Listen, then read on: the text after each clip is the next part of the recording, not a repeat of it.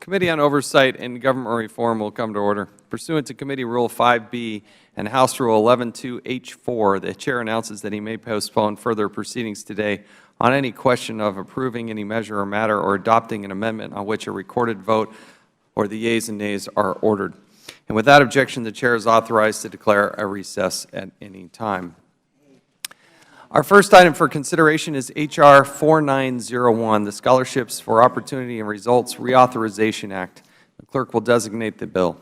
H.R. 4901, to reauthorize the Scholarships for Opportunity and Results Act and for other purposes.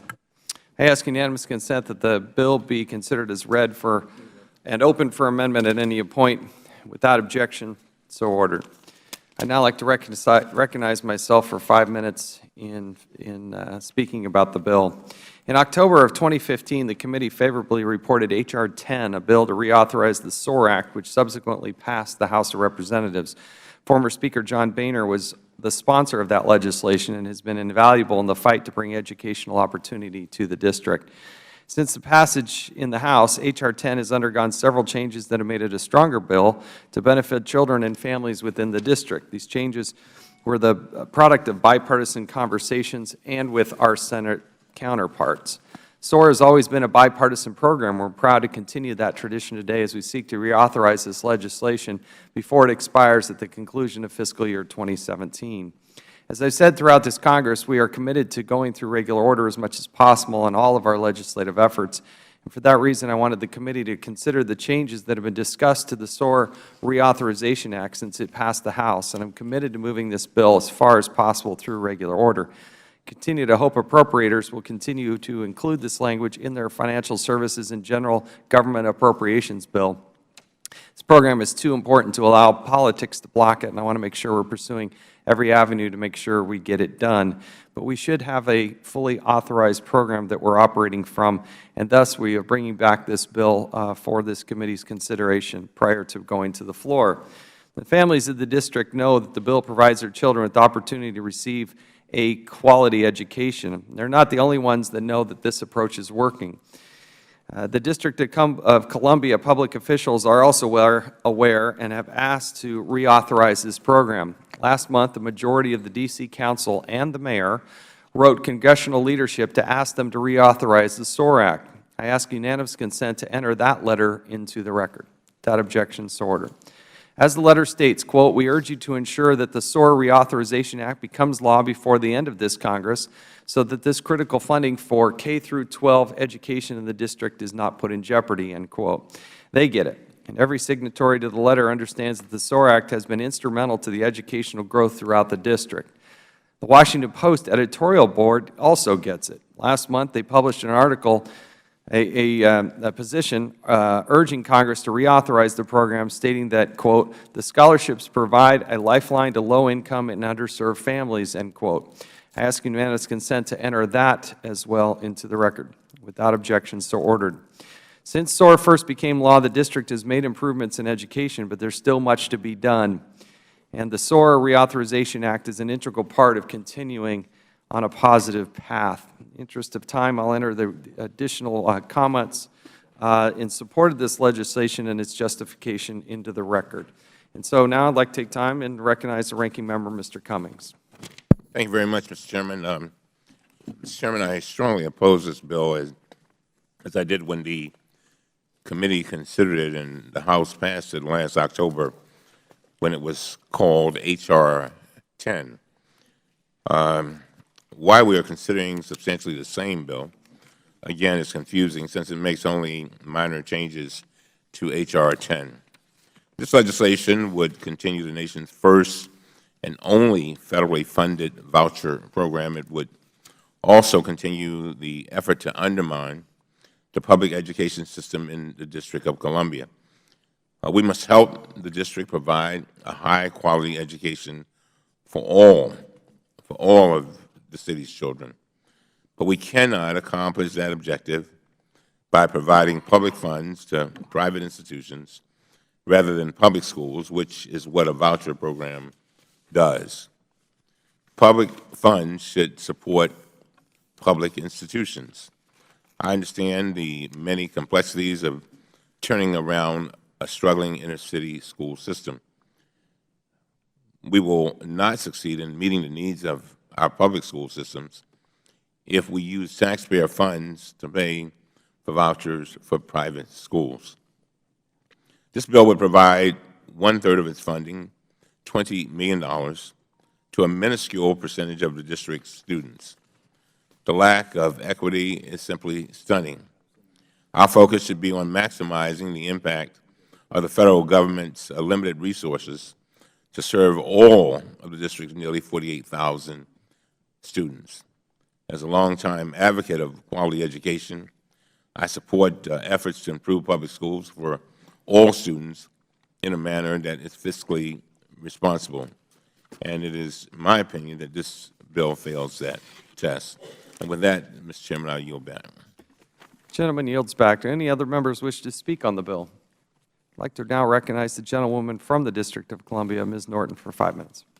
Thank you, Mr. Chairman. I must say, this bill is emblematic of why you see such disgust, especially among the Republican electorate, because nothing gets done no matter how many times it's done, and the word compromise has been stricken from the record as far as they're concerned. I begin by saying that because I have long said that current voucher students should remain in the program until they graduate from high school. And President Obama has always supported this compromise to allow the students who are now in the program to remain until they graduate. But this particular markup is truly unprecedented. At least I've never seen anything like it. The House has already passed this bill. If there are changes to be made between the House and the Senate, that's how it's done after the House passes the bill. So the first question you have to ask is, why didn't the Republicans in the House get together with the Republicans in the Senate after the Republicans in the Senate held a hearing, and after, by the way, we held a hearing before we got the bill passed, to get the bill done? So why isn't the focus of the majority here on the majority in the Senate? It is important to note that in December, the Senate Committee of Jurisdiction actually canceled a scheduled markup. That appears to have been because they wanted to protect Republicans from having to vote on amendments, particularly to give voucher students the protection of the federal civil rights laws. Perhaps we shouldn't really be surprised by the confusion surrounding this markup. There is little congressional support for private school vouchers. Congress has always refused to create a national voucher program. The only reason they do it to the district is that you can do it to the district. It's a totally ideological target on the backs of the district that they aren't willing to take up for their own constituents. And I can give you very recent evidence of that. The Republicans in the Senate and the House have just led the reauthorization of the Elementary and Secondary Education Act. When that act was considered in the House and when that act was considered in the Senate, there were voucher-type amendments offered, and those amendments were voted down, each and every one of them. Even with this program has never been reauthorized in the light of day. When Congress first created the program in 2004, then reauthorized it in 2011, it did it by adding the voucher bills as riders to appropriation bills. They don't want to be seen raising their hands, giving money to public money to private schools. They don't mind doing it on the backs of the district. Just don't do it in my district, they say. Unlike the House, the Senate really has a record on this bill because it has never passed, never, ever, a standalone D.C. voucher bill. Neither chamber, the Republicans here and the Republicans in the Senate, want to face their own constituents to explain why federal funds should go to private schools. To show you how the majority operates with respect to the district and why we resent it so much, they have introduced, just this session, laws to overturn local laws in the district on gun safety, reproductive health, non-discrimination, marijuana, labor, immigration, and education. I mean, my heavens. I mean, why focus on one district, not your own, in bill after bill, and in a democracy, and expect us to take it and like it? It's ironic indeed, given these bills to overturn our local laws, that the Republicans would favorably cite support of some D.C. government officials for passage of this bill. But what they're doing, including the Speaker, are mischaracterizing the position of the D.C. government on this bill. So let me make the position of the D.C. government clear, right here in this chamber today. It is true that Mayor Bowser and a bare majority, 8 of 13 members of the council, recently sent a very carefully crafted letter to Congress supporting passage of SOAR.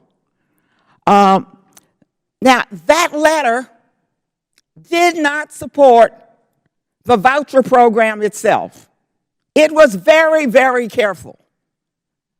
The letter supported passage of the bill because it also reauthorizes $40 million annually to D.C. public and charter schools, and the letter said so.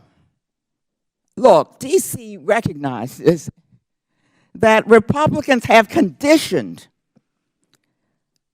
these funds, which are baked into their local budget, on reauthorization of this bill. But here comes another irony. That $40 million only exists because I raised the roof when they first tried to authorize this bill. I said, why would you, of all districts, want to have vouchers in the district which has this robust charter school system and rapidly improving public schools? And then, in response, who came to our rescue, and bless him, was the Archbishop of Washington, who said, look, give the money not only to schools. Remember, most of this money is going to go to Catholic schools. Give it not only to the private schools, give it to the public and the charter schools. And I will forever be indebted to the Archbishop for making that happen. If we had to have these vouchers, which we don't want, he said give the money also to the public and charter schools. And the district government's concern about the possible loss of public and charter funding was what they based their letter on, and is perfectly understandable, because this funding now is simply a part of their regular annual budget. And here's another irony. The letter from the city made it clear that they were even more fearful. Look, do this one, because pending is another bill that's even worse, a bill that is called the Education Freedom Accounts Act. That would allow D.C. students to take our own local funds. This at least is federal funds, to take our own local funds to attend private schools. So they said, for God's sake, don't do that. You want to give me any more time to talk about this bill? Well, I've given the gentlewoman 9 minutes. If we're going to talk about the bill, I'm giving you a lot of latitude, but now you're talking about bills that are not in this markup, and I've been very generous with the time. I'll allow you to keep going as long as you're talking about SOAR, but when we're talking about other bills, I hope you understand I the finished indulgence talking about of the those. I was committee talking is- about the is city's pushing position. I was explaining the city's position. on other bills. I'll allow the gentlewoman to continue. I am by myself here, and I am the target of this committee over and over again. I'm asking for some time. If I need to borrow time from some of my colleagues, then I'll ask to do that. I'll allow the gentlewoman to continue. If she wants to talk about SOAR, go ahead. The DC voucher program, and this is what really the committee ought to focus on. That was one reason for it. Its reason was to improve academic achievement. And it said we're going to improve academic achievement as measured by math and reading test scores. Well, it didn't. The reading and test scores have not improved. Moreover, the program is unnecessary because I doubt that anybody in this room has a public choice system more robust than the districts. Choice is unusually robust in the district. I worked with the Republican majority to stimulate choice as an alternative to vouchers in DC public schools. Now, almost 50% of our children go to charter schools. Raise your hands if you've got that many in your district going to charter schools. And for those in the public schools, 75% of them attend schools outside of their own zone. What I do appreciate is that this act has stronger accreditation requirements, which I have long spoken for. I mean, what they've done until now is any old unaccredited thing could get this money and has gotten this money. However, over a period of years, you're allowed to become accredited. I remain very concerned, however, that the bill really doesn't crack down on these voucher mills, and it does not restore the evaluation that was the stated purpose to see whether or not the vouchers worked. Of course, it does not provide voucher students with protection of the federal civil rights laws. I also want to say this, because in case you think this redundant reauthorization is necessary for this bill to pass, it is highly unlikely that this bill will not be funded by the Republican House and the Republican Senate. The Republican appropriators have always funded this bill, and I expect them to do so. The SOAR Act doesn't fund anything. It's an authorization bill. It does not appropriate funding. The funding for the three sectors is already authorized, at least by the House, and what remains to be done is for the Senate and the House to do their work. I hope we will not see this bill again because the bill has already passed the House. If it comes to the House floor again, it will make a mockery of the Republican majority. Gentlewoman, yield back. You say I'm over time. Yeah, well, clearly, objectively, yes, you are. I've tried to give you as much latitude as we can, but openness and transparency and allowing you time to talk about the changes and alterations I thought was a good thing. And wasn't that a good? I mean, I'm sitting here by myself, Mr. Chairman, and this bill is directed against my district, and I don't understand why I shouldn't be able to speak up to express the rage of many of those I represent. This isn't done to anybody else in this Congress. So you will forgive me if I have some passion about the way I'm treated with 5 or 6 bills passing, pending in this committee that would overturn the laws of the District of Columbia? We have before us a bill that is supported by the city. It's supported by the mayor and the majority of the city council. I appreciate the gentlewoman's passion, but it is ironic to me. I've been more than generous in granting as much time as you've asked for to provide your perspective on this bill. And so I've maximized that. I haven't diminished it, and I haven't suppressed it. Now I recognize the gentleman from North Carolina, Mr. Meadows, for 5 minutes. Thank you, Mr. Chairman. And as we look at the revisions to this particular bill that actually H.R. 10 passed in the House by a vote of 240 to 191, I'm perplexed at times because some of the rhetoric would indicate that this is taking money away from public schools. It does not. It literally is a revenue stream that is in addition to other monies appropriated for public schools. It actually goes to support moms and dads in the district that we had the opportunity, Mr. Chairman, of hearing from. We heard unbelievable stories. So it's not a matter of taking from someone and giving to someone else. It is a revenue stream on top of what is already appropriated. I was at the State of the District meeting just a few weeks ago.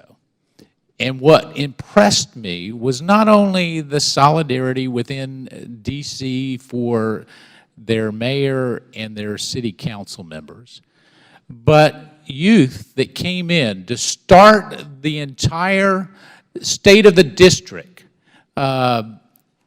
meeting. We were able to celebrate with the youth of Washington, D.C., and in a time of great fiscal restraint, to suggest that we need to get rid of $20 million to go to help families across the district is just mind-boggling. It truly is mind-boggling. And to make the statement that it's going to be appropriated whether it's authorized or not, Mr. Chairman, you know that there is great pressure to make sure that the authorizing committees do their job, because we have been chastised for not doing our job, that we authorize each program that becomes under our committee of jurisdiction, that we can make sure that changes are made, because you can't legislate through the appropriations process. So the accreditation that has been a major concern for my good friend from the District of Columbia is addressed in this modified version of the SOAR Act that you are sponsoring. You know, additionally, it allows us to look at both the eligibility and the carry forward, the back and forth, where we don't inadvertently rule families out because of language that may have been in the bill. So as many of these technical changes are viewed, I want to applaud the chairman, and certainly I want to applaud the moms and dads that we got to hear from, that had pride in their heart, a smile on their face because their children were able to benefit from a program that didn't affect public schools. It just affected their children. And so for that, I would encourage all my colleagues to realize that this is not taking away from someone else. This is an addition to. Let's get behind it, support it. I want to thank the mayor and the city council members who have weighed in on this. We may disagree on a number of topics, but on one topic we do agree on, and that is the safety and well-being and education of the children, whether it's here in the district or across the country, is something that we can all support. And with that, I yield back. I thank the gentleman. Now recognize the gentleman from Pennsylvania, Mr. Cartwright, for 5 minutes. Thank you, Chairman Chaffetz, and thank you for your indulgence. I'd like to yield my time to Representative Eleanor Holmes Norton of the District of Columbia. I thank the gentleman for yielding. I just want to say that this committee has already asked the Appropriation Committee to include this in in its appropriation. So this notion about legislating on an appropriation is not anything this committee particularly respects. And the comments of the Will the comments. gentlewoman yield? Yes, sir. One of the things that was asked for was stricter requirements on accreditation. If we don't pass the authorization bill, But that you have won't be in those. place. Don't you have, you have those in the bill, sir? And that's why we're It's- trying to pass the bill. And you passed it in the House. But it didn't pass and get to the president's desk. That's what we're trying to do. We're trying to build a bipartisan, bicameral bill that gets to the president's desk and will achieve one of the goals. You may not like the bill, but it will achieve that goal, correct? It will. To get to the president's desk, and it's going No, to be passed. to strengthen accreditation. That was a legitimate discussion, a vibrant discussion, debate that we had in this committee. The Senate felt strongly about that, and it's one of the key reasons And they could have we're put it in reinvesting. their bill without our having to go to the floor again to pass this bill? Has this ever happened before? We're just trying to maximize the input, that's all. Yield back. I also want to say that Mr. Meadows' comments were irrelevant. We have not complained that this money comes from other money that would come from the District of Columbia. If anything, Mr. Meadows has a bill in that would take the money from residents of the District of Columbia and give it to private school students. And I indicated that the mayor said, for God's sake, we'd rather have the money come from the federal treasury if it's going to go to private schools. I know nothing I say here is going to change what this committee does. I just want to be on the record as indicating that I understand the city's position. I am hardly going to say, don't give the money to the city that the city needs. But I do want you to know as well that that does not mean that the city supports vouchers. I thank you, and I yield back. The gentleman from Pennsylvania yields back. Gentleman from Pennsylvania yields back. I recognize the gentleman from Ohio. I would give some time to the chairman. I thank the gentleman. One thing I just want to note, and I brought this up before, it's a bit of a sore point. You know, in Utah, the per pupil spending is less than $7,000 per student. I'm talking about public school students. The national average is in the range of $10,000 per pupil. In Washington, D.C., it's close to $18,000 per pupil. The gentlewoman is obviously free, and anybody who's opposed to this scholarship money going into Washington, D.C. should probably write a letter to the city council and to the mayor and suggest that they not accept the money. If it's so bad and it's not helpful and they think it's counterproductive, then don't accept the money. Don't take the millions of dollars that we're going to take from around the country and pour into Washington, D.C. You don't have to take the money. And so, but please, the per pupil spending in the public schools is one of the highest in the nation. And when it's more than $10,000 per student, more than we get in Utah, I have a hard time accepting an argument that, you know, we're underfunded or you don't have enough dollars. We have our own challenges across the nation, and $10,000 a student makes a huge difference, a huge difference. So I encourage members to vote in favor of this bill. I thought we were doing a good service by insisting with our leadership that given the substantive changes and alterations that we review that one more time in this committee. And I think that's a good thing, would be applauded on both sides of the aisle, but I guess if you're going to, if there are members on this panel, they're going to argue that we should limit the debate, the discussion, and not bring these bills back to committee, it will be duly noted. Not that we'll necessarily do it, but I will certainly note the concern by some on the Democratic side of the aisle that we should not bring bills back to the committee. With that, I yield back. Now I recognize the gentlewoman from Michigan, Ms. Lawrence, for 5 minutes. Thank you, Mr. Chair. I just want to be on the record. I absolutely support fully accredited schools. I absolutely support the investment in education that we're talking about. But I want to be really clear that the voucher system that allows federal dollars for education to be used in public schools and private schools is something I clearly do not support. I come from this, like the chairman, I want to make this local. I come from the city of Detroit. They have saw the overinvestment in non-public schools, charter schools, and how it has really disrupted community-based education. One of the few promises that our government make in America is that every American child will receive an education. And there are those America who do not have the resources for transportation, for other things to get outside of their community to find a school, quote unquote, that's better. And we have abandoned that community school concept. A woman who has to travel across the city first to drop her child off at a school that's quote unquote better than the school that's right down the street, and then get herself to work.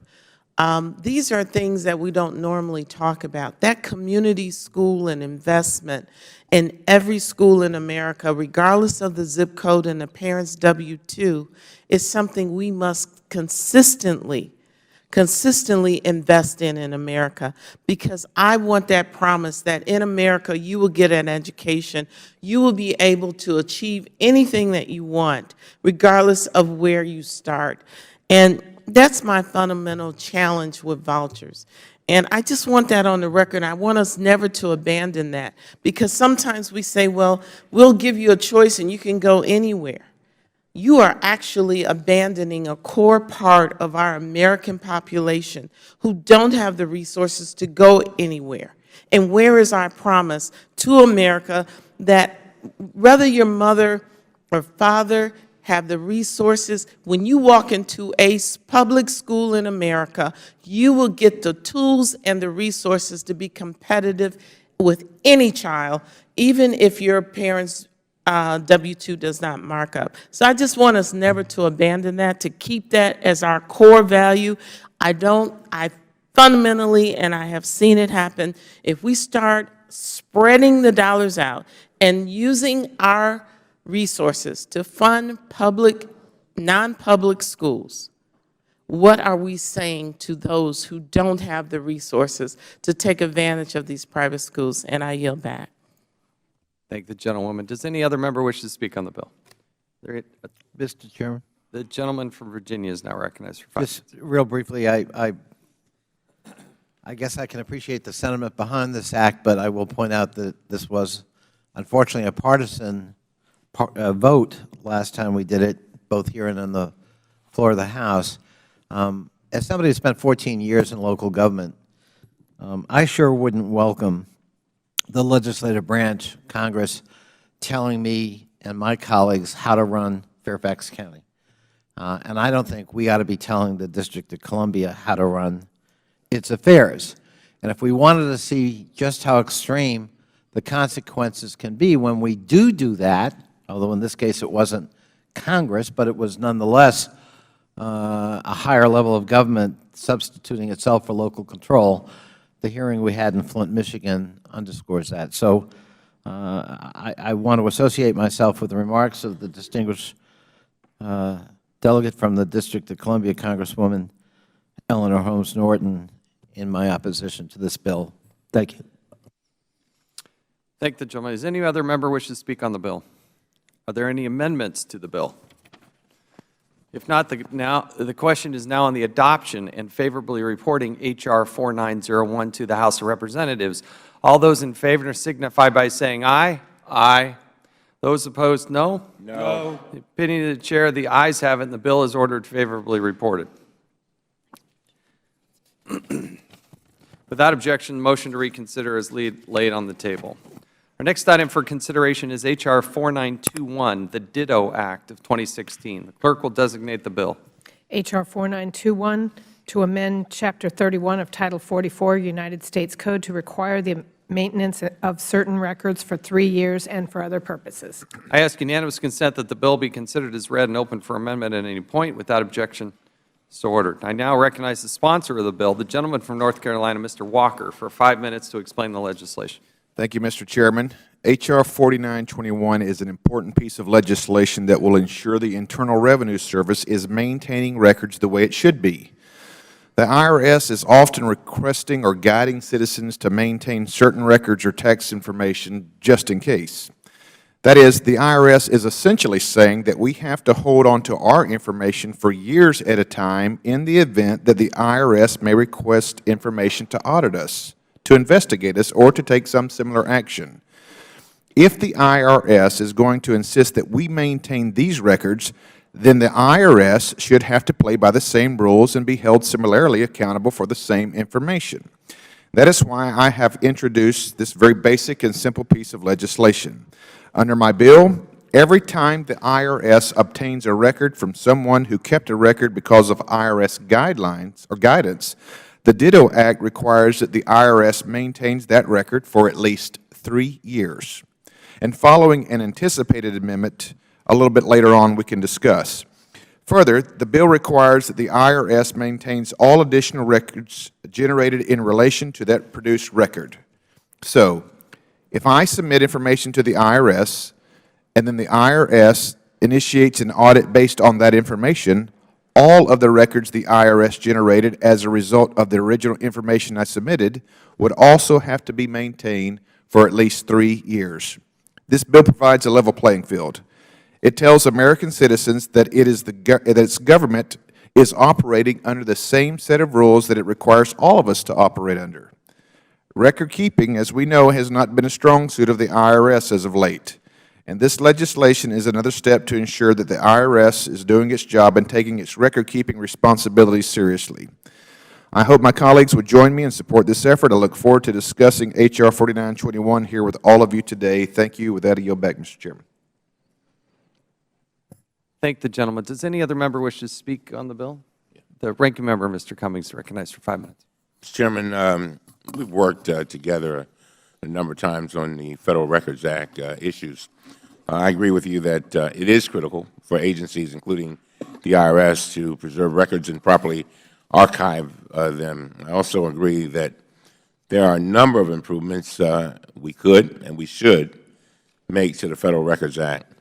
Last year, I introduced the Electronic Message Preservation Act, which would require agencies to electronically archive and email records. Mr. Chairman, my bill is a straightforward bill and would make a real difference for improving agency record policies. Unfortunately, my bill has not even been brought up for consideration. My staff has been told that it will only be considered in connection with a Republican bill on Federal records. I hope that since the committee will now have considered a Republican records bill, you will commit to marking up my bill as soon as possible. The bill we are considering today would not improve record management across agencies, but rather would target only one agency, the IRS. The National Archives and Records Administration has expressed concerns to the committee about this approach. It is also not clear that the actual impact of this bill would be or why it's needed. The IRS, like agencies, all other agencies, is already required under the Federal Records Act to preserve its records. The IRS, in agreement with the National Archives, has record schedules that govern how long various types of records have to be retained based on their value. The National Archives offered to work with the committee to address any perceived shortcomings with the record schedules for the IRS through oversight. The majority declined this offer, however, and said the committee would move forward with this bill.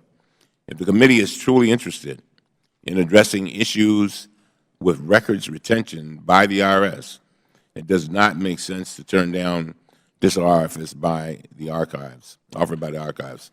Chairman, this bill is unnecessary, and I oppose it.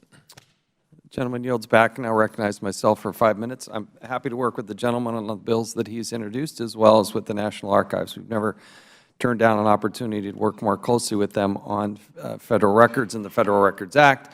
Day after day, this continues to be obviously a newsworthy event. Over the last decade or two, obviously, our reliance on electronic communication has skyrocketed.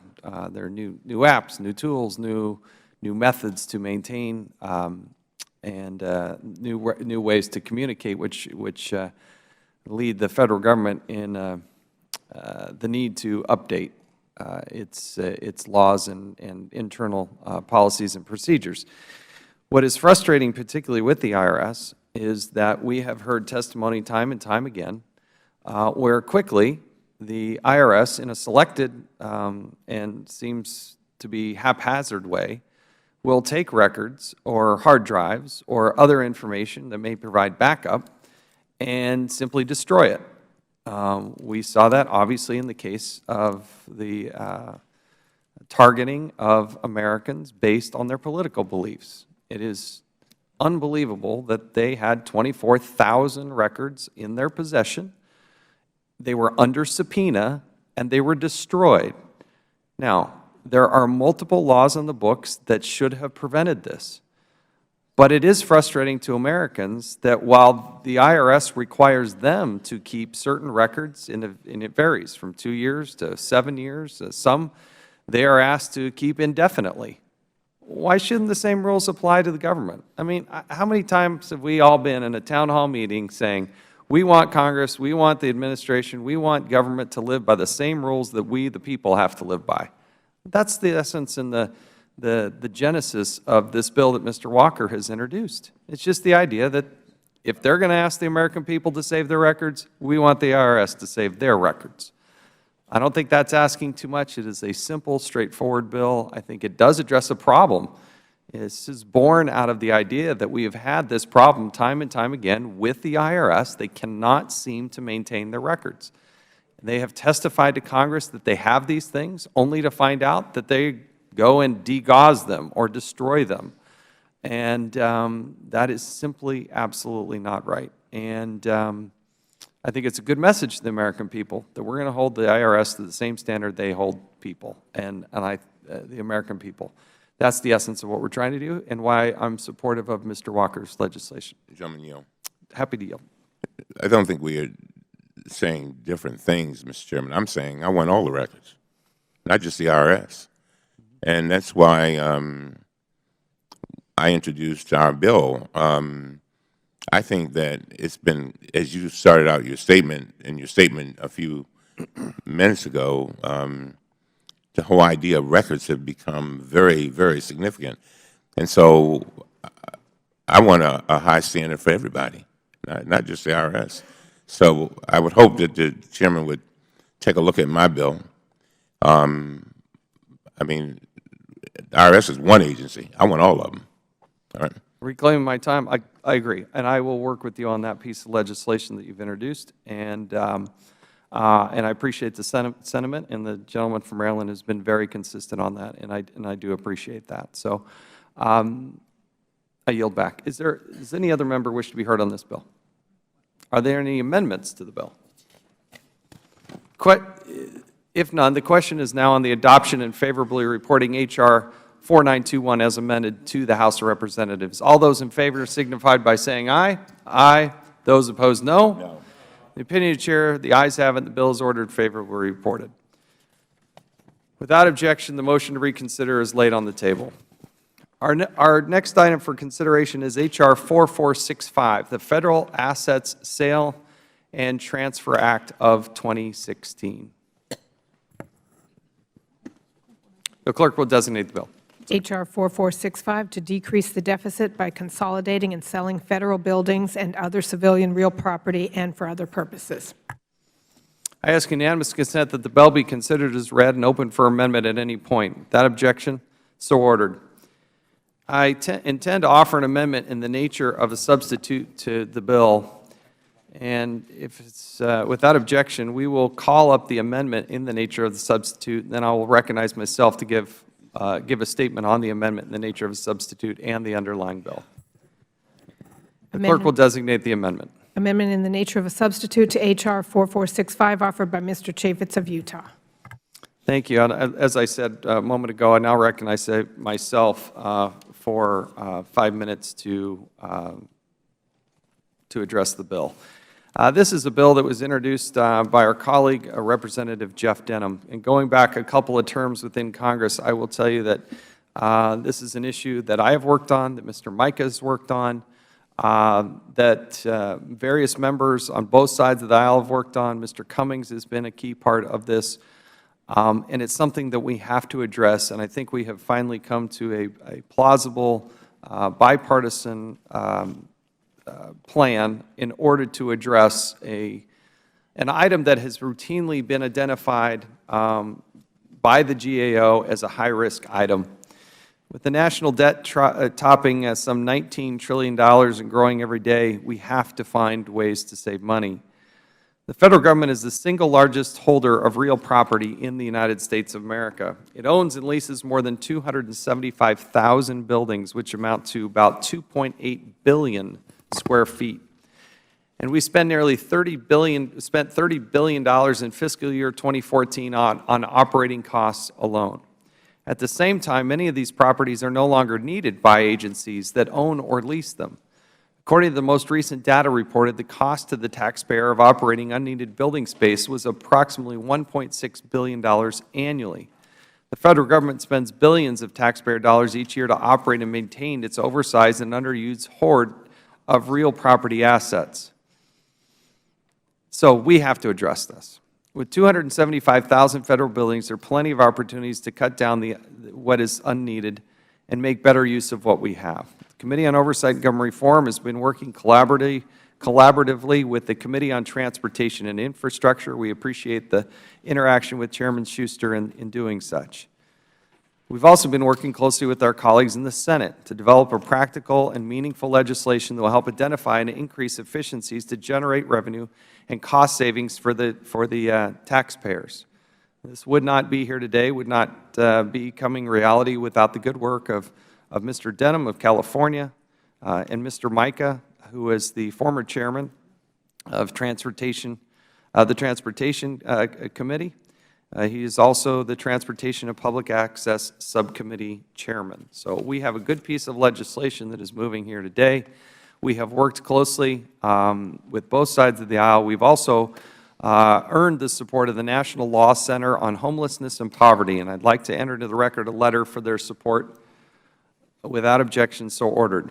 Along with my colleague, Ranking Member Cummings, one of our shared key principles is to successful real property disposal reform has been protecting opportunities for homeless service providers to take over usable buildings that expand their ability to provide vital services to our neighbors in need. H.R. 4465 makes necessary updates to the McKinney-Vento Homeless Assistance Act to require the posting of available properties on websites to provide homeless providers with real-time access where it is available.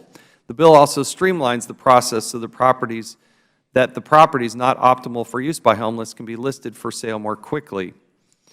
So there are a number of things that the bill does. I know members are very familiar with this. We've looked at it over a couple of different Congresses, and for those newer members, I would just tell you that this has had some vigorous debate and look forward to its hopeful passage today. I would encourage members to vote in favor of that. With that, I will yield back. Now recognize the Ranking Member, Mr. Cummings, for 5 minutes. Thank you very much, Mr. Chairman, for considering this important legislation to improve Federal real property disposal. I want to thank you and Representative Denham who introduced the bill for a constructive manner in which it was drafted. As you said, and I agree, the approach was bipartisan, and it reached across committees to include the Transportation and Infrastructure Committee, which shares jurisdiction with our committee on this issue. The Federal Government has a costly and pressing problem disposing of unneeded real property. Unnecessary and underutilized buildings often languish in Federal inventory instead of generating much-needed revenue.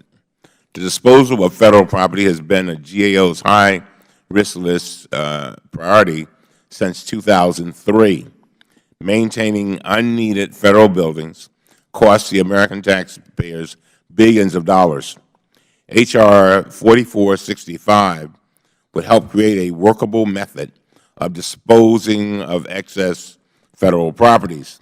It would direct the establishment of a 6-year commission of experts to recommend the disposal or consolidation of federal properties. The Office of Management and Budget would have to approve those recommendations before the General Services Administration acts to divest the government of the properties. Critically, H.R. 4465 would also preserve the rights of organizations dedicated to helping the most vulnerable among us, the homeless. The legislation would preserve the priority consideration that homeless assistance providers currently have in receiving surplus federal property. The bill would also make important improvements to the McKinney-Vento Homeless Assistance Act. It would streamline the process by which organizations apply to receive property and clarify that permanent housing is an eligible use for property acquired under the Act. These provisions would ensure that we continue to serve the neediest Americans, even as we increase the efficiency of the process we use to dispose of excess federal property. Mr. Chairman, the Administration has indicated its support for this legislation, and OMB has made some technical suggestions to improve the bill. We have incorporated some of those suggestions in the substitute amendment before us today, and I want to thank the Chairman for working with us on these changes. I urge our members to support H.R. 4465, and with that, Mr. Chairman, I yield back. I thank the gentleman. I'll recognize the gentleman from Florida, Mr. Mica, for 5 minutes. Well, thank you, Mr. Chairman and Ranking Member, for moving this long overdue legislation forward. Just for the record, actually, I'll insert the title page of this report, which is the federal government must stop sitting on its assets, which I helped produce in October of 2010. And we were in the minority, our side, and we had time to look at proposing some things that would make a difference. One of the sections deals with what we found as thousands of properties, both buildings and vacant properties that sat idle, billions and billions of dollars. And actually, the first one we lead with was the old post office right down the street, which is 400,000 square feet, half of it empty, and then an annex that was newer than the 1890s building that had been vacant for 15 years. When I became chairman, the first hearing we held, and I asked Mr. Denham to become the chairman of Economic Development and Public Buildings, we held a hearing in that building. It was 32 degrees outside, 38 degrees inside. We dragged the bureaucrats in. They did nothing for a year. We did another hearing, and then they announced putting it up for tender. That was losing $6 to $8 million a year. The deal that we cut, Mr. Trump wanted, as everybody knows now. Some people say he paid too much for it, but we'll be getting about $250,000 a month plus a percentage of gross. You'll have one of the finest buildings, hotels, a commercial center, the largest banquet facility east of the Mississippi. That will be where, in the annex where we held the hearings. But that and then a series of other buildings in the district, the Georgetown power plant, the Cotton Exchange, all turned assets that were sitting idle into something productive. Mr. Chaffetz and Mr. Denham introduced legislation. It wasn't as good as this legislation, but everybody worked together, and this actually puts together a board of professionals. You wouldn't turn your property over to the federal government to manage, and bureaucrats can't make a decision of what to do with it. They don't even know what inventory we have. This will make certain that we have a good inventory of what assets we have. Then we'll look at the highest and best use, and then we will propose something that makes certain that they move forward with those idle assets. So it's a great piece of legislation. Now, I did notice that this does not cover DOD, Mr. Chairman, and I think we should look at DOD. We just had the report here on high-risk assets with GAO the other day, and that's where this came into discussion. They have thousands of buildings and properties that are also sitting idle. So I think we need a model like this also for DOD and take the next step. But this is a good bill. It's been worked out. You've done a great job. We need to get it passed in place, and it'll make a big difference for the taxpayers. I yield back. Thank the gentleman. Would the gentleman yield? Yeah, I still have time. Go ahead. Yeah, would you yield? Go ahead. Not too much, but a little. Thank you. Well, I want to thank Chairman and Ranking Member and my friend, Mr. Mica, because in the previous Congress, he and I had several hearings looking at this issue. That's right. And the only thing I would plead with both the Chairman and Ranking Member when we bring this bill up to the floor is that whatever we have to say on the floor reflect the concern of the committee that I know is shared, that the process be one that tries to avoid disruption. The disposal of a major property in a municipality can have a very beneficial effect. It can also have, without intending it, a very detrimental effect because it may not be consistent with the long-term plan.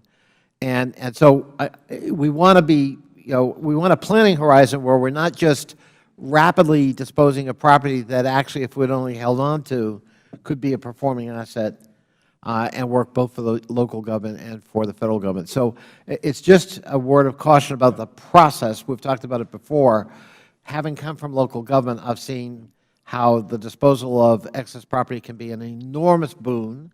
The gentleman, my predecessor who sat in your chair, Mr. Chaffetz, really created visionary legislation with respect to the disposal of the Lorton Prison.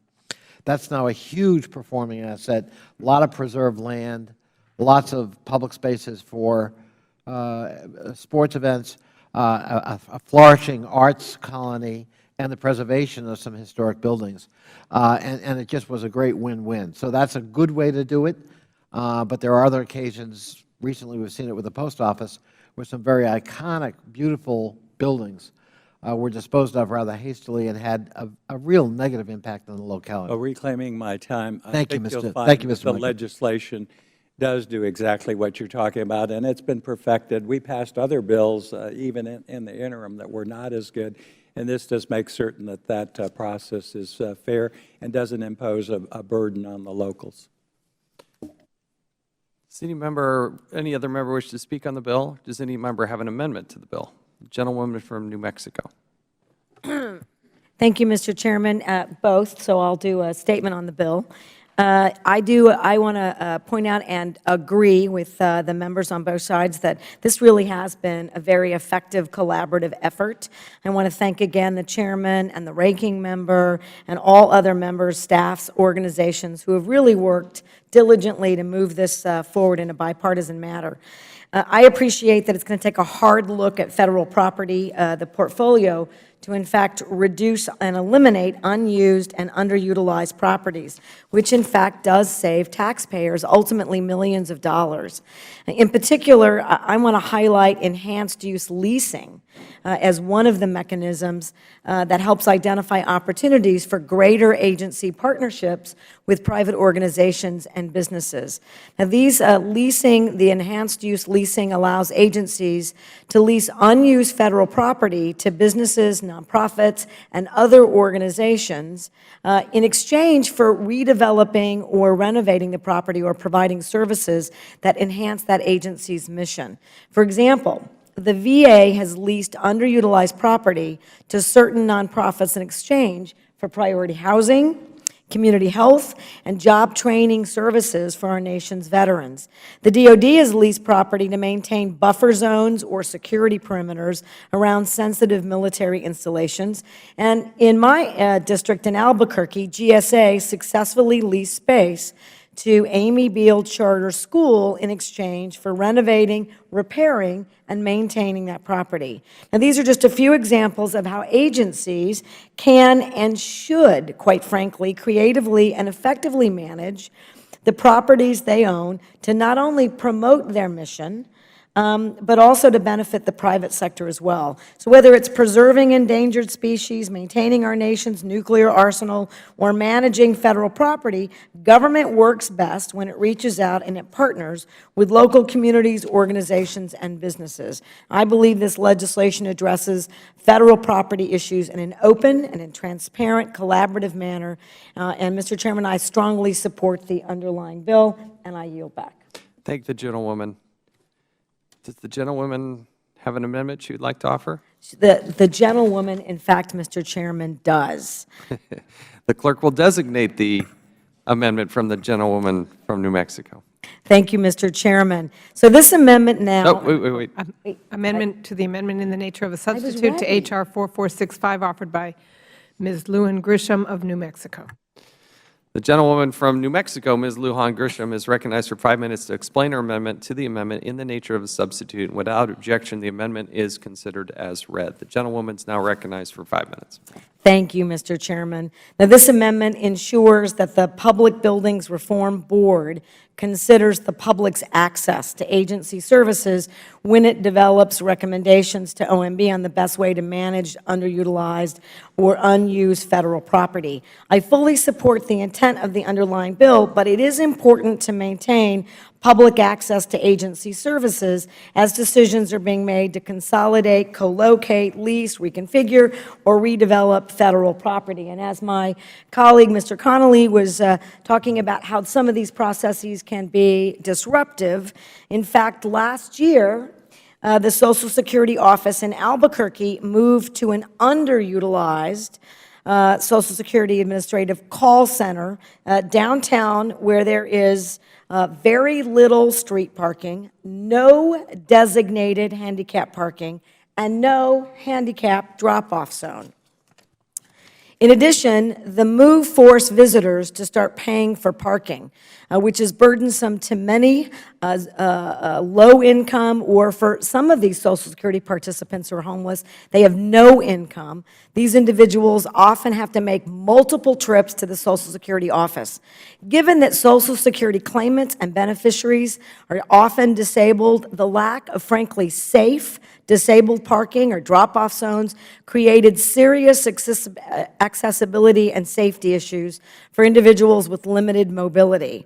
There, in fact, are videos of disabled individuals being dropped off to the Social Security office in the middle of the street. Dozens of cars have been ticketed and booted when people can't find street parking. And in some cases, elderly beneficiaries are forced to park blocks away. Although these problems continue, Social Security has agreed to work with the city to add more street parking, create a new designated handicap parking, and construct a handicap drop-off zone. No member should experience these types of issues in their district due to an agency's move, and no community should have to go through what we went through.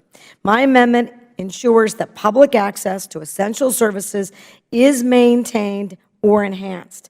I thank the Chair and the Ranking Member for working with me on this amendment and other improvements on the underlying bill. And, Mr. Chairman, I yield back. Would the gentlelady yield? I will. I just for the purpose of commending her for this amendment, it deals with exactly what both you and I have talked about, and I think it's a very helpful addition, and I'm pleased to support the gentlelady's thoughtful amendment. Thank you. Gentlelady Yield. Yes. I just want to say that it's a great amendment. It makes a good bill better, and thank you very much. I yield back to the gentlelady. I thank the Ranking Member, and I appreciate the support for this amendment. I yield back. The gentlewoman yields back. Now recognize myself for just a moment to say this is a good bill, and this amendment makes it better. And I appreciate the thoughtfulness and passion that the gentlewoman from New Mexico brings to this issue. She brings up a very good point. It should be included, and I would encourage members to vote in favor of this amendment. I yield back. Does any other member wish to speak on the amendment to the amendment in the nature of the substitute? Hearing none, all those in favor of this, the question is now on the amendment to the amendment in the nature of the substitute offered by the gentlelady from New Mexico, Ms. Lujan Grisham. All those in favor signify by saying aye. Aye. Those opposed, no. In the opinion of the Chair, the ayes have it, and the amendment is agreed to.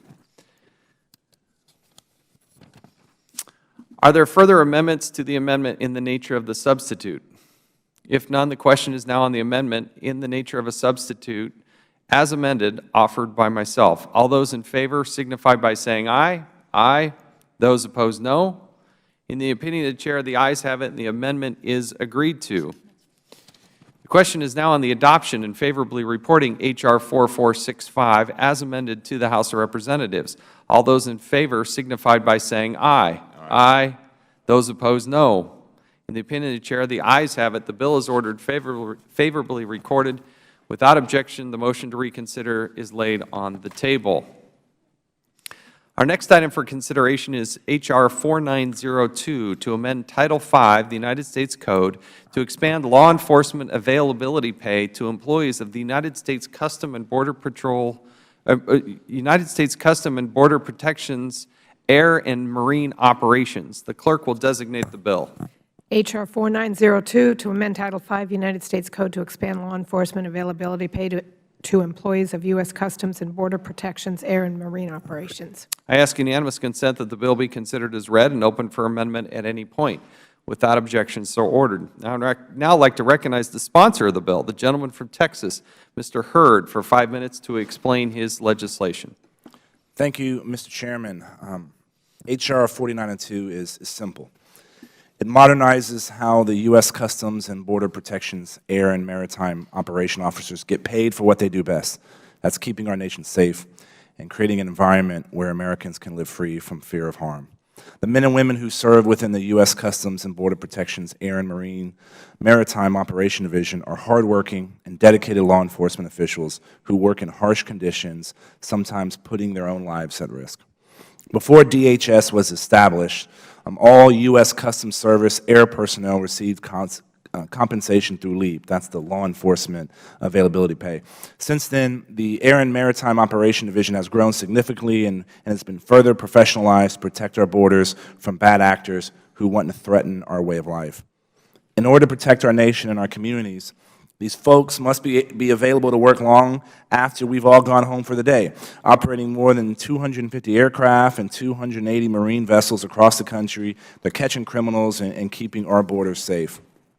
While these brave officers currently receive overtime pay for the hours they put in past close of business, the Air and Maritime Division distributes their compensation through not one, not two, not three, but 4 separate mechanisms.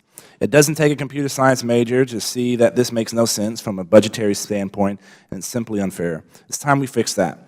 This bill would expand law enforcement availability pay, known as LEAP, to these CBP officers, allowing us to streamline a chaotic system, save taxpayer dollars, and protect those who serve this country. It's time we modernize this outdated system and save the money wasted running that system, and I believe this bipartisan legislation does just that. I'd like to thank Reps. Connolly, McCall, Lujan Grisham, Farenthold, and McSally for their support of this bill. And I'd also like to ask unanimous consent to insert a letter of support from the Federal Law Enforcement Officers Association in support of this bill. Without objection, so ordered. Thank you, Mr. Chairman, and I encourage my colleagues to support this bill, and I yield back the balance of my time. Gentleman yields back. Now recognize the ranking member, Mr. Cummings, for 5 minutes. Thank you very much, Mr. Chairman. I think this is a great bill. And I thank my colleagues on this committee, Representatives Hurd, Connolly, and Lujan Grisham, and others for their leadership and work on this bipartisan legislation. This legislation would convert the pay system for law enforcement officers of the Customs and Border Protection's Air and Marine Operations to law enforcement availability pay. This legislation would establish a uniform pay system for AMO officers and agents who currently are paid overtime or premium pay under various pay systems, making it more efficient for the agency to administer staff overtime. Many other Federal agencies, including the FBI, the DEA, and U.S. Marshal Service, already provide law enforcement availability pay for their law enforcement officers. CBP estimates its legislation would provide $1.6 million in savings during the first year of implementation. I also want to note that the Federal Law Enforcement Officers Association supports this legislation. These changes make a lot of sense, and I urge my colleagues to join me in supporting this bill. And with that, I yield back. Thank the gentleman. Does any other member wish to be heard on the bill? Recognize myself for just a moment to say I want to thank the leadership of Mr. Hurd for bringing this to our attention, for driving this, and doing so in a bipartisan manner, working closely with Mr. Conley, Ms. Lujan Grisham, others outside of our committee. This is a good bill, makes sense. It saves the government money according to Homeland Security, and provides something that those that are working on the front lines in a very, very difficult job are actually seeking and wanting. And so again, I thank Mr. Hurd for his leadership. Does any other member wish to be heard on the bill? Are there any amendments to the bill? If none, the question is now on the adoption and favorably reporting H.R. 4902 to the House of Representatives. All those in favor signify by saying aye. Aye. Those opposed, no. In the opinion of the Chair, the ayes have it. The bill is ordered favorably reported. Without objection, the motion to reconsider is laid on the table. Our next item for consideration is H.R. 4906 to amend Title V United States Code to clarify the eligibility of employees of a land management agency in a time-limited appointment to compete for a permanent appointment at any Federal agency. The clerk will designate the bill. H.R. 4906 to amend Title V United States Code to clarify the eligibility of employees of land management agency in a time-limited appointment to compete for a permanent appointment at any Federal agency and for other purposes. I ask unanimous consent that the bill be considered as read and open for amendment at any point. Without objection, so ordered. I now recognize the sponsor of the bill, the gentleman from Virginia, Mr. Conley, for 5 minutes to explain the legislation. Thank you, Mr. Chairman. You know, we often say on the floor, I have a simple common sense amendment. This bill is that. And I was pleased to introduce the bill with my friend Mark Meadows, the Chairman of the Government Ops Subcommittee. It makes a technical correction to already passed bipartisan legislation, which this committee supported unanimously and passed into law last year. As my colleagues will recall, the Land Management Workforce Flexibility Act was intended to help temporary seasonal employees to have an opportunity to compete for permanent full-time employment within Federal agencies. They were previously barred from doing so. And for example, the category we really looked at were the men and women who fight forest fires out west, put their lives in the line, often are classified as seasonal workers for decades.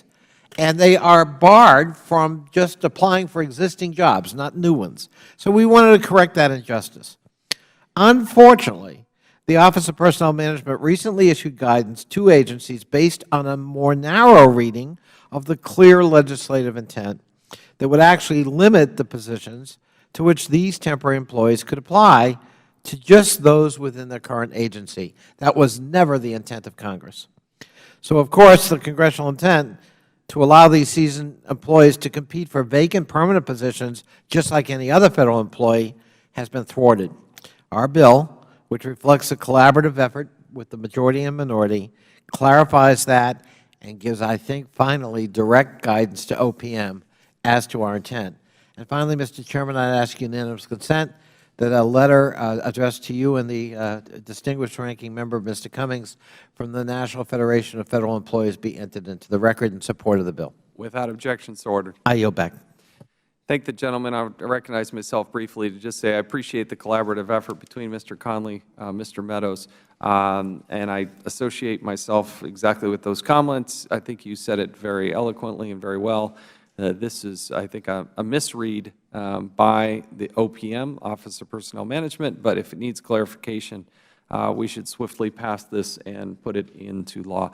These are people fighting fires. They're hired as seasonal workers, my goodness, and they can't even apply for a job. It really is quite amazing and ridiculous. And so glad to clarify that. Yield back. Do any other members wish to speak on the bill? Ranking Member Mr. Cummings. Yes, Mr. Chairman. Ms. Connolly was so eloquent that I just associate myself with his words. It is worth noting, yes. It is worth noting. Let it be noted here at 10:24 on this date, forevermore. And if we want to do a painting, I can put it up in the hall. It's great. Mr. Chairman. Yes. No, thanks. I know what you do with paintings. I think Mr. Issa would be very upset with any paintings going up anywhere. We better move on. Are there any amendments to the bill?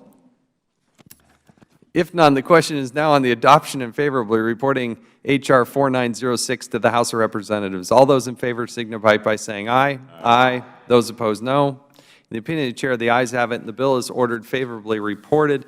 Without objection, the motion to reconsider is laid on the table. The next item for consideration is H.R. 4904, the Making Electronic Government Accountable by Yielding Tangible Efficiencies Act of 2016. The clerk will designate the bill. H.R. 4904, to require the Director of the Office of Management and Budget to issue a directive on the management of software licenses and for other purposes. I ask unanimous consent that the bill be considered as read and open for amendment at any point. Hearing no objections, so ordered. I now recognize the sponsor of the bill, the gentleman from Pennsylvania, Mr. Cartwright, for 5 minutes to explain the legislation. Thank you, Mr. Chairman. Mr. Chairman, Ranking Member Cummings, I'd like to thank you for holding this markup and including H.R. 4904, this bipartisan, bicameral, Making Electronic Government Accountable by Yielding Tangible Efficiencies Act, or the Megabyte Act of 2016. Mr. Chairman, the Federal Government spends $82 billion a year on information technology, and for the second year in a row, the Government Accountability Office has identified IT software license management as a top priority in its annual duplication report. Of the 24 major Federal agencies, only 2 have implemented policies of comprehensive and clear management of software licenses. Moreover, none of the 24 agencies have fully implemented all of the 5 industry best practices recommended by GAO. The Megabyte Act addresses these issues. The Megabyte Act is comprised of necessary reforms to the Federal Government's management of IT software licenses. In particular, the bill achieves cost savings through 7 action items. Number 1, it requires the OMB to issue directives requiring agencies to identify clear roles, responsibilities, and central oversight authority for managing IT software licenses. Number 2, to have agencies establish comprehensive inventories, which include 80% of software license spending and enterprise licenses in the agencies. Number 3, regularly track and maintain software licenses to assist the executive agency in implementing decisions throughout the software license management lifecycle. Number 4, analyze software usage and other data to make cost-effective decisions. Number 5, provide relevant training for software license management. 6, establish goals and objectives of the software license management program of the agency. And finally, 7, consider the software license management lifecycle phases, including the requisition, reception, deployment and maintenance, retirement, and disposal phases in order effectively to implement decision-making. The GAO found that when implementing these oversight and management practices reflected in the Megabyte Act, a Federal agency actually did save $181 million tax dollars in a single year in one agency. So enacting the Megabyte more broadly, the Megabyte Act more broadly, across the entire executive branch could potentially yield tens of billions of dollars of savings to the American taxpayer. Mr. Chairman, the Oversight and Government Reform Committee exists to help improve the performance and ensure the accountability of the Federal Government for the benefit of the American people. The Megabyte Act does just that. I am proud of the bipartisan effort behind this bill and would like to take the time to thank those members. In particular, Megabyte Act's lead Republicans, Steve Russell and Will Hurd. Will is the chairman of the IT subcommittee and spoke earlier. Ranking Member Cummings for his willingness to help lead the bill. IT subcommittee ranking member Robin Kelly of Illinois, and members of this committee, Rod Blum, Tammy Duckworth, Ted Lieu for co-sponsoring, and of course you, Mr. Chairman, for bringing up this bill for a vote in the committee. I'd also like to acknowledge our Senate companions, Senator Bill Cassidy of Louisiana and Senator Gary Peters of Michigan. And finally, I ask consent to submit for the record a statement from Senator Cassidy in support of H.R. 4904, the Megabyte Act. Without objection, so ordered. And he concludes by saying Congress has a responsibility to ensure that taxpayer dollars are being used efficiently and effectively. And for the reasons stated above in his letter, he says, I offer my strong support for the Megabyte Act and urge the Oversight and Government Reform Committee's favorable reporting of it to the full House. So I thank you, Mr. Chairman. I urge the passage of this bill and hope it will be brought to the floor shortly for a vote before the full House, and I yield back. Thank the gentleman. We'll now recognize the gentleman from Oklahoma, Mr. Russell, for 5 minutes. Thank you, Mr. Chairman. And I would like to thank Representative Cartwright for his outstanding work on this measure. There's nothing in the Megabyte Act to not like. It's great to see when you can eliminate waste. This is something that I have worked very hard on with our Waste Watch reports and other things to try to go at government waste. $82 billion spent just on information technology. That's a staggering figure. That's 8% of what it takes to fund government. You know, ponder that for a moment. And so by making these reforms with an estimated $4 billion of savings a year, that would have paid for every cut that the President is proposing to cut our military this year in terms of national defense. And it's something we take for granted. It's something that we don't, that we're not mindful of, that when software packages are purchased by agencies and they're not all fulfilled under their licensures, or you have duplicative agencies ordering the same things when they could be sharing software licenses, all of these things, these dollars are real dollars that come from hardworking Americans and, who pay their taxes, only to see them wasted and squandered with poor practices, with software licensure or even the technologies and reforms that we could do. So I applaud Representative Cartwright for his outstanding work and appreciate him making us aware of it so that we could join his effort. And as I stated, Mr. Chairman, there's nothing to not like about this bill. Even if it saves a dollar, it is worth the effort. And I yield back.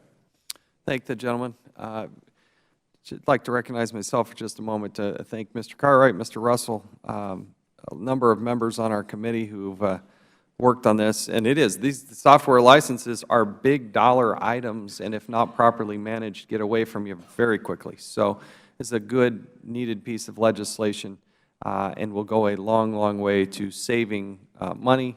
They can be better used in other places. So I encourage its passage. I'd like to yield to the Ranking Member, Mr. Cummings. I, too, Mr. Chairman, I want to thank all of the members. I want to thank Mr. Cartwright for all his hard work, and all our members have come together to create this important piece of legislation, and I would trust that all the members would support it. With that, I yield back. Thank you, and I yield back as well. Do any other members wish to speak on the bill? We're now ready to start the amendment process. Are there any amendments to the bill? If not, the question is now on the adoption and favorably reporting H.R. 4904 to the House of Representatives. All those in favor signify by saying aye. Aye. Those opposed, no. In opinion of the Chair, the ayes have it. The bill is ordered favorably reported. Without objection, the motion to reconsider is laid on the table. Without objection, pursuant to Clause 2L of House Rule 11, members will have 2 days to submit their views on bills considered today. I ask unanimous consent that the staff be allowed to make necessary technical and conforming changes to the bills ordered and reported today, subject to the approval of the minority. Hearing no objections, so ordered. And if there's no further business, without objection, the committee stands adjourned. Thank you.